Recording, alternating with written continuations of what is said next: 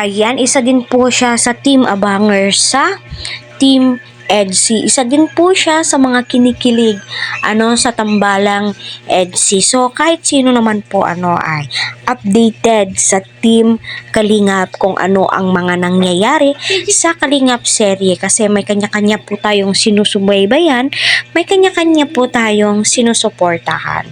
'Di ba? So dito napangiti nga po si Edu kasi nga nasabi po ni nanay na mag-aasawa ka na. Sino yung babae na kasama mo sa vlogging? Wow, sana all updated po. Alam po niya kung ano po yung nangyayari sa loob ng Team Kalingap. Kaya patuloy po nating suportahan si Kalingap Rab, Kuya Val, at ang buong team. Huwag po natin skip ang kanilang ads po para sa ganon ay marami pa pong kababayan po natin ang kanilang malingap. So why not? Pero alam naman po natin na dapat na mag-focus muna sila sa kanilang kanya-kanyang pangkabuhayan. Showcase number 1 sa pag-aaral nga po ni VNC. So alam naman po natin kung sino po yung minimin ni nanay na katambalan ngayon ni Kalingap Eds.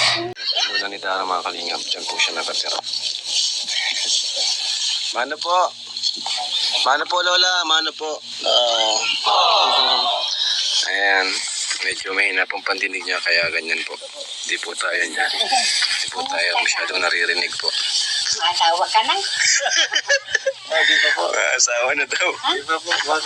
Napanood nyo? Mag-asawa, maga pa man. Siguro napanood nyo po. Napapanood nyo ang video? Ha? Napapanood nyo po? Oo.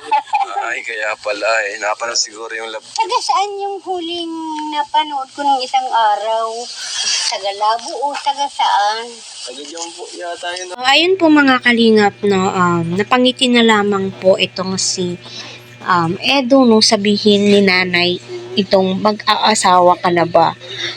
So alam naman po natin kung tutusin, pwede na pong mag-asawa si Eds pero okay naman po sa kanyang edad pero alam naman po natin di naman po natin madidiktahan ang puso ng isang tao. So love team lamang po yan, wala pong ibang kasabihan o kahulugan, di ba?